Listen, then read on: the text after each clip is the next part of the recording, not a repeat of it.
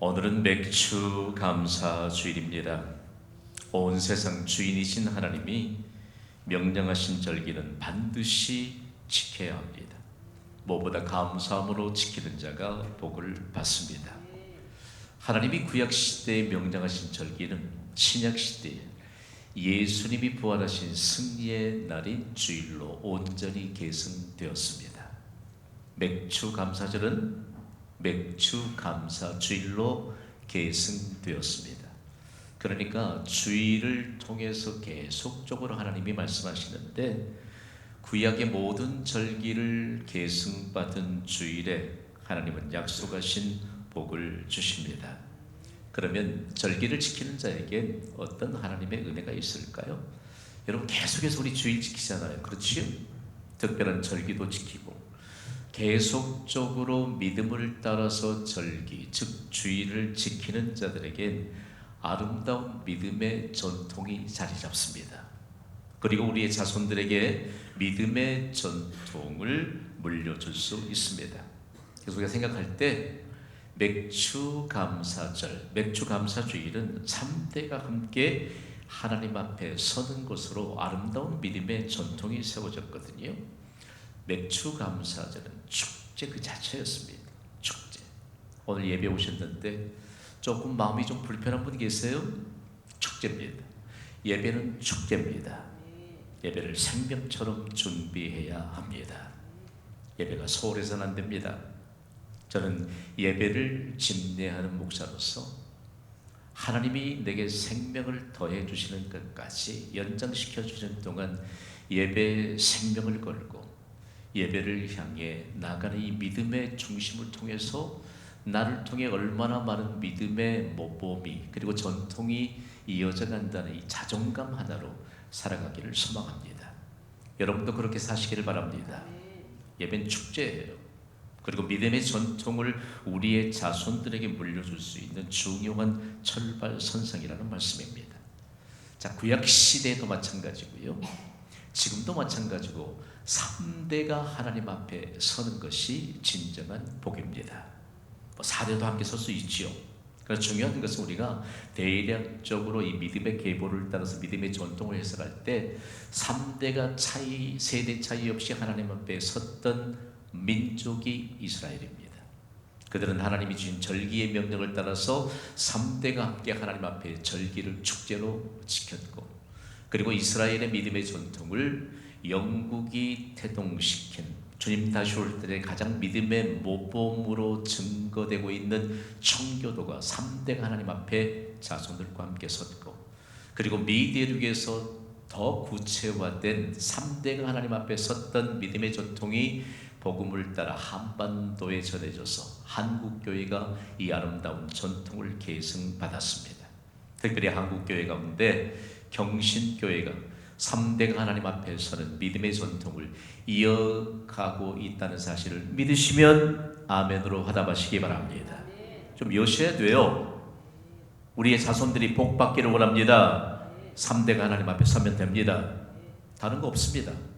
3대가 하나님 앞에 설 수 있는 이 귀중한 믿음의 전통, 여러분, 우리가 좀 잘못 생각한 게 있는데 세대 차이를 극복하지 못한 그리스도인들이 더러 있습니다. 여러분을 도전합니다.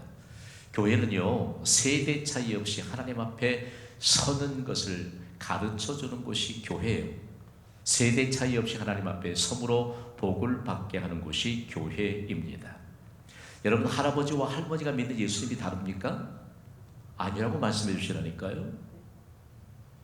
아버지와 어머니가 믿는 예수님이 다릅니까? 아니요. 우리의 자녀들과 우리의 손주들이 믿는 예수님이 다릅니까? 다르지 않습니다. 중요한 문제 하나요, 세대 차이를 좀 극복해야 돼요. 지난 2023년 3040 대한민국 컨퍼런스가 진행되는 때였습니다.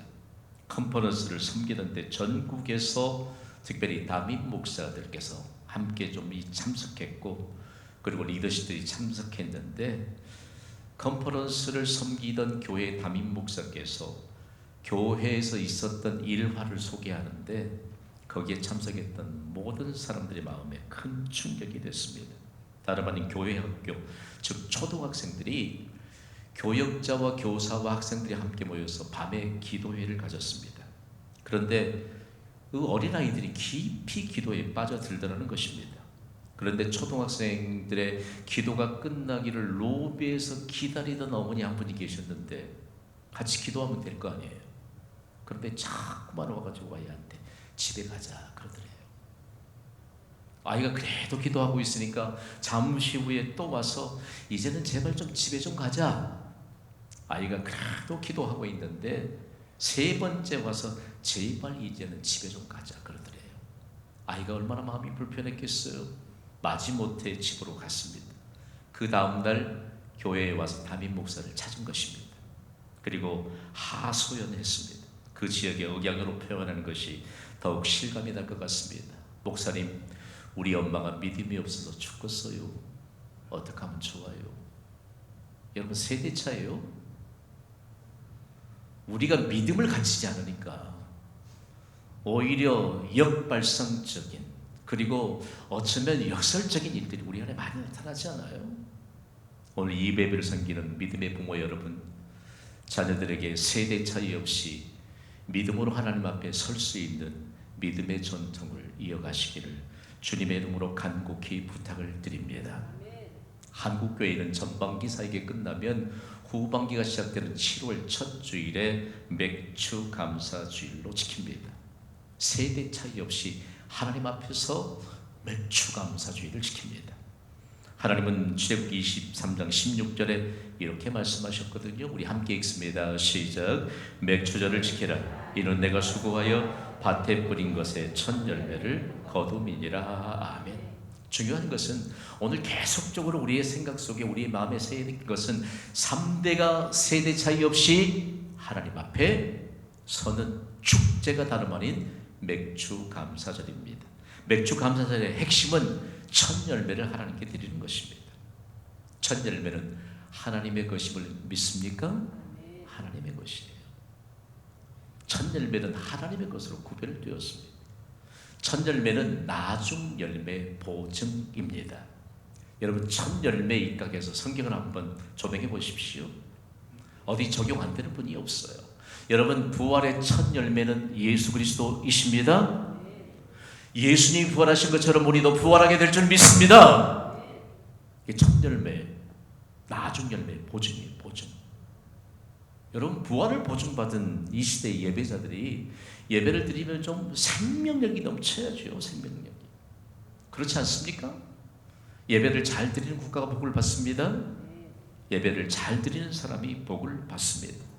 예수님은요, 수많은 무리들이 앉아있던 그 산상에서 가르치셨어요. 그런즉 너희는 그의 나라와 그의 의를 구하라. 언제요? 먼저. 그리하면 이 모든 것을 너희에게 더하시리라.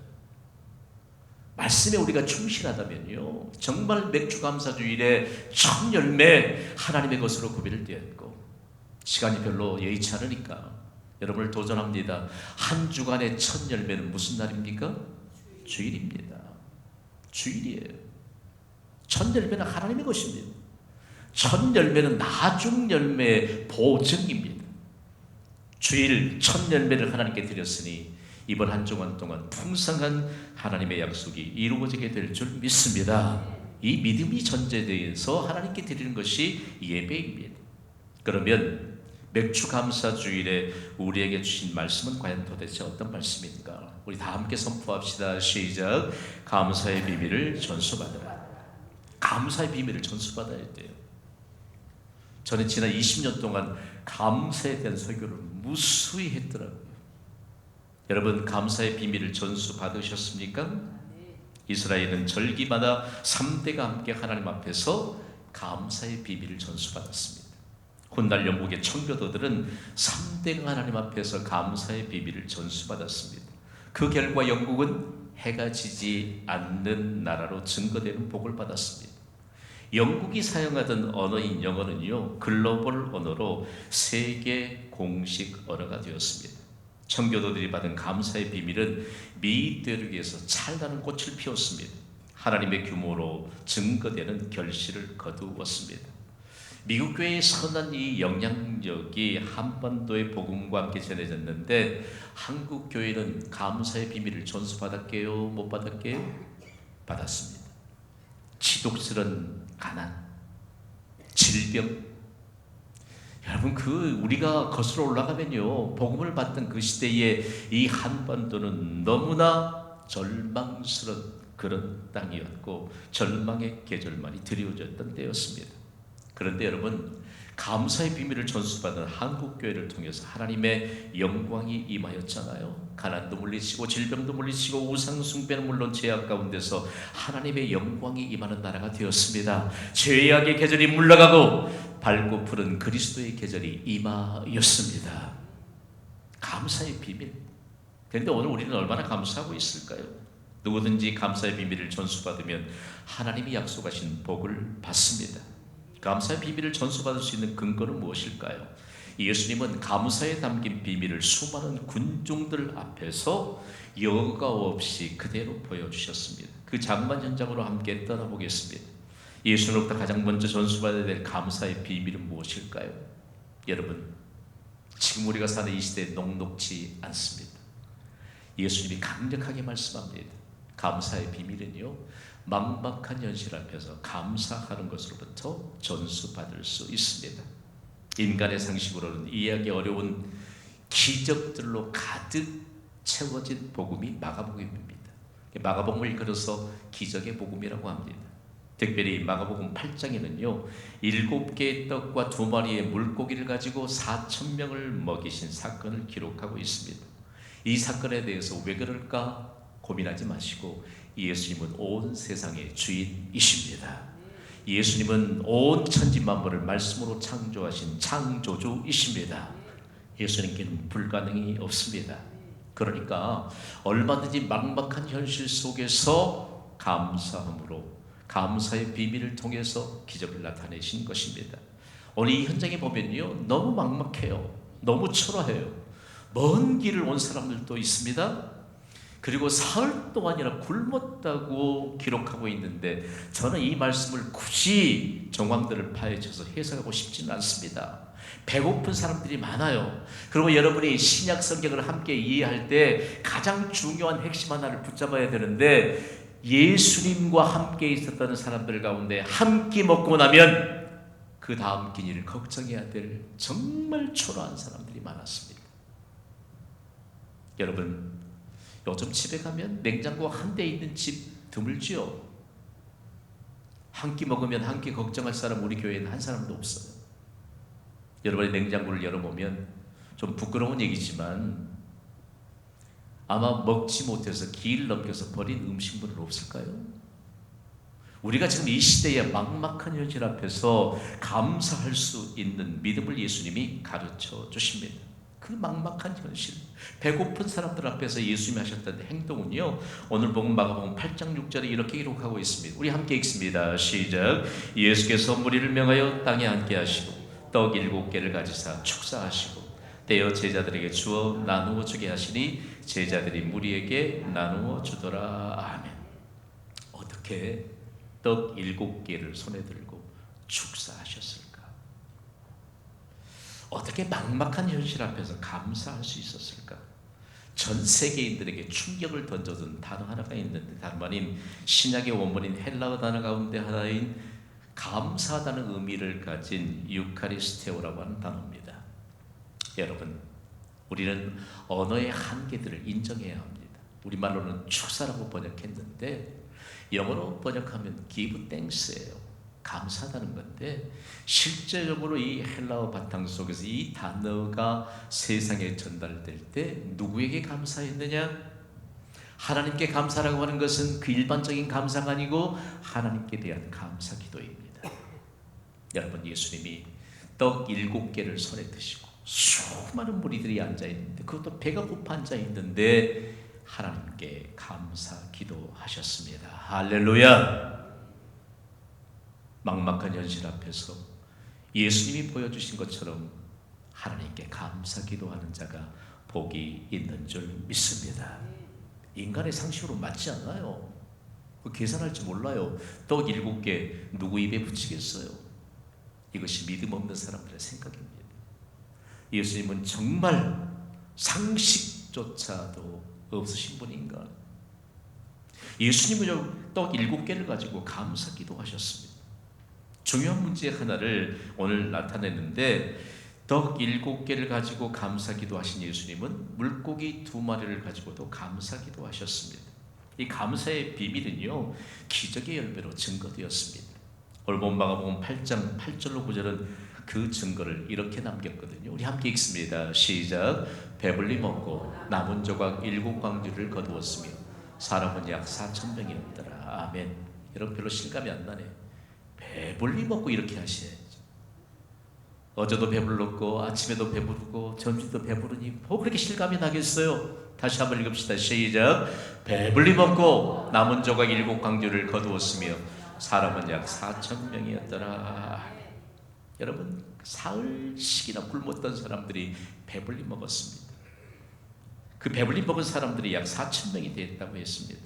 동일한 사건을 기록하고 있는 마태복음 15장 38절은 이렇게 기록하고 있습니다. 먹은 자는 여자와 어린이 외에 4,000명이었더라. 아멘. 여성들이여 시험에 들지 않게 되기를 바랍니다. 유대인의 전통적인 해석을 따르면 여자와 어린아이는 세지 않았습니다. 왜냐하면 여자와 어린아이는 약하기 때문입니다. 베드로도 나중에 그가 순교하기 직전까지 깨달았던 게 있는데, 여자는 남자보다 깨지기 쉬운 연약한 그릇이라고 이렇게 마음에 담고 복음과 함께 전했거든요. 남성 여러분들이요, 여러분의 집안에 있는 아내들은 깨지기 쉬운 연약한 그릇임을 잊지 마시기를 바랍니다. 새벽에 부인들만 내보내는 남편들 보면 나 진짜 마음이 어려워져요. 진짜 오늘 좀 말 좀 하고 싶어요. 여러분 왜 그렇게 겁도 없어요? 이 세상에 그 연약하고 아름다운 부인들을 혼자 새벽에 기도하러 보내고 싶어요? 이건 내가 웃자고 한 얘기가 아니에요, 여러분. 믿음의 계보는 가장으로부터 비롯돼서 자손대대로 이어지는 것이 하나님의 질서임을 믿으시면 아멘 하시기 바랍니다. 깨어나야 돼요. 깨어나지 못하니까 우리가 일평생 동안 복음의 능력과는 상관이 없어요. 상관이 없어요.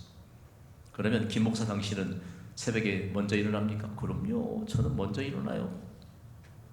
항상 아내보다 먼저 일어납니다.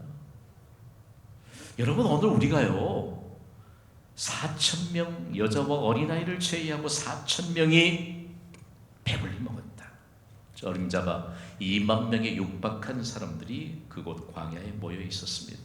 자, 오늘 우리가 좀 말씀을 좀 받아야 되는데, 배불리 먹었다라고 하는 표현입니다. 배불리 먹었다고 하는 표현을 영어 성경 NIV 버전은 사람들이 먹고 어땠다?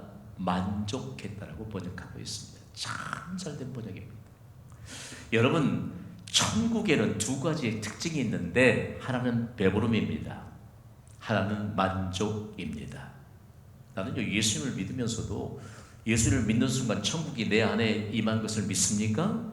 그런데 왜 그렇게 만족하지 못하고 살까요? 만족하지 못하니까 천국의 특징을 못 드러내는 것입니다. 뭐 불평할 게 그렇게 많아요. 감사할 일들이 많지. 감사할 일들이 많은데 무슨 이 존귀한 입술에 불평을 담아내냐고요. 배부른데, 만족인데. 여러분 거기에 많은 수많은 사람들이 이처럼 배부름과 만족이라고 하는 천국의 특징을 그 자리에서 드러낸 겁니다. 어떤 때요? 막막한 현실 가운데. 지금 막막한 현실입니다. 녹록지 않습니다. 천국의 특징을 드러낼 수 있는 은혜를 오늘 주신 줄 믿으시기 바랍니다. 그러면 무엇으로 감사의 비밀을 전수받을 수 있을까요? 오늘은 계속적으로 이스라엘의 전통을 가장 모범적으로 받았던 청교도들의 믿음의 전통을 좀 생각할 텐데요. 3대가 하나님 앞에 서서 감사의 비밀을 전수받았던 영국의 청교도들이 미 대륙에서 감사의 비밀을 전수받는 믿음의 전통을 세웠습니다. 저는 청교도 역사를 깊이 연구하다가 충격받은 것이 다름 아닌 그들은 일상에 사용하는 영어 단어 2개로 감사의 비밀을 계속해서 자손들에게 신앙 유산으로 물려주고 있습니다. 조금만 더 깊이 생각하라는 것입니다. 우리가 잘 알고 있는 think라고 하는 영어 단어는 생각하다는 의미예요. think라고 하는 영어 단어는 바로 감사하는 의미인데 사실은 어근이 같기 때문에 똑같은 단어입니다. 그들은 이렇게 해석해요. 조금만 더 깊이 생각하면 모두 감사할 일이다. 교회 학교에서, 주일학교에서 교사들이 학생들이 그렇게 가르칩니다. 집에서도 그렇게 가르칩니다. 그러니까 모든 상황 속에서 얼마만큼 우리에게 있어서 감사의 비밀을 전수받는 것이 간단하지만 그거 어렵다는 사실들을 동일하게 가르쳐줍니다. 한 레스토랑에 갔는데요, 들어가면 계속 직원들이 음식을 가져다 주잖아요. 서빙하는데 아이들이 그냥 묵묵하게 입국 다물고 있으면요, 아빠보단 엄마가 좀 더 독한 줄 아시죠? 아이에게 Say what? 뭐라고 말해야 돼? 비로소 아이는 금방 깨닫습니다. Thank you, thank you. 여러분, 우리가요 감사의 비밀을 전수받는다. 여러분, 오늘이 있는 거 감사하시길 바랍니다. 토마스 카일라일은 오늘을 사랑하라고 했습니다.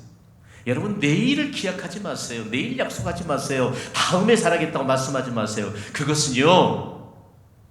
그것은 아무런 결과물을 가져올 수 없는 것일 수 있습니다.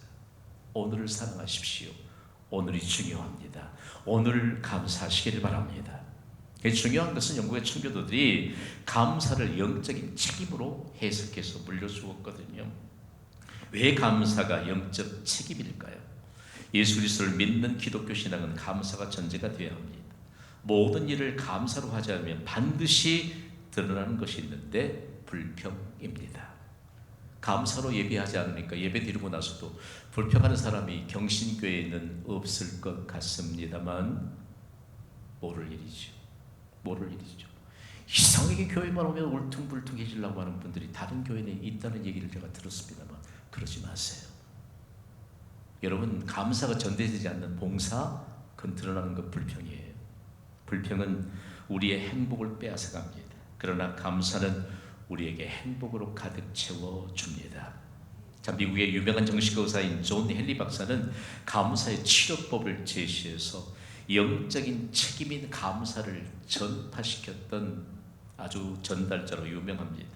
그는 그의 임상실험 결과를 발표했는데 온 세상이 충격을 받았습니다. 우리 함께 선포해 봅시다. 시작. 감사는 최고의 항암제요, 해독제요, 방부제다. 사실 세상에서 가장 행복한 사람은 모든 상황 속에서 감사하는 사람입니다.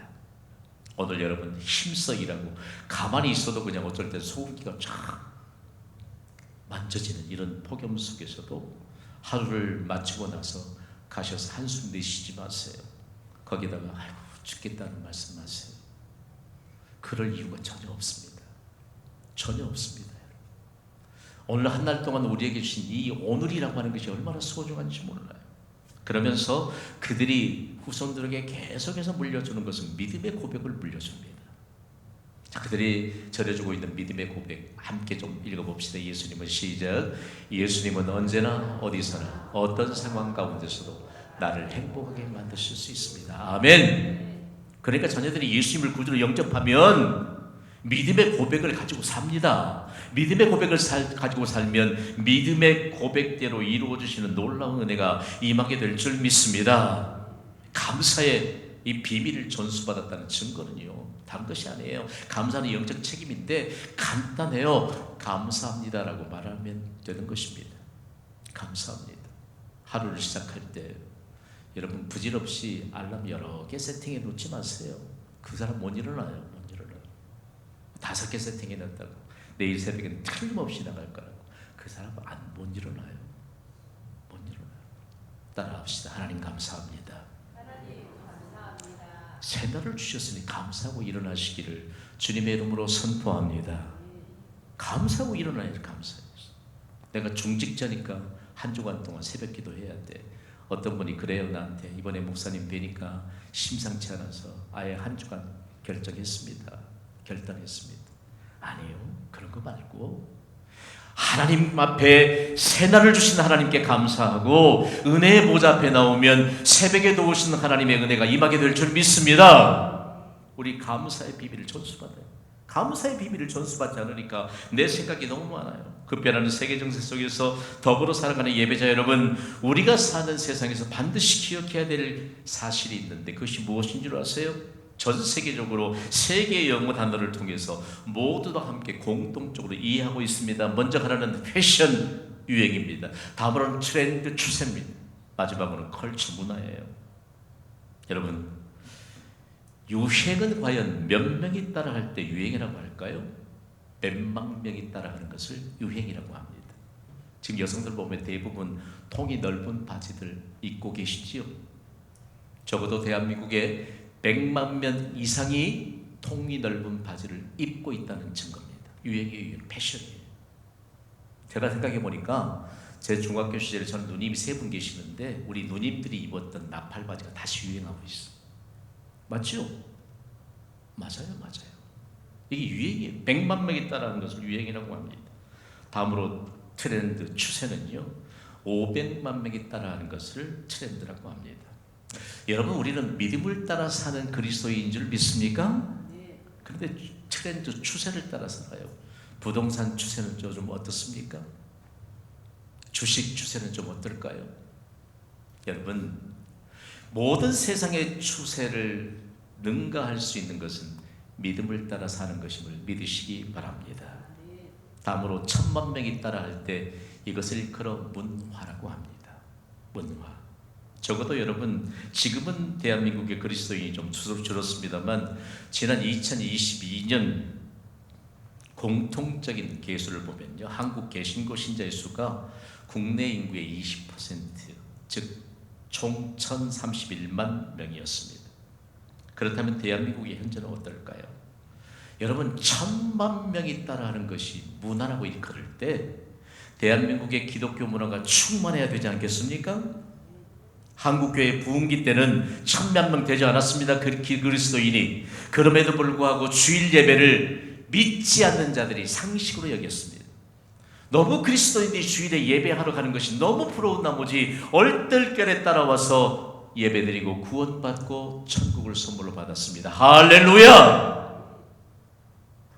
그런데 이런 기독교 문화, 예배 문화를 창출해내고 확산시켜야 될 그리스도인들이 왜 그렇게 주일 예배에 소홀할까요?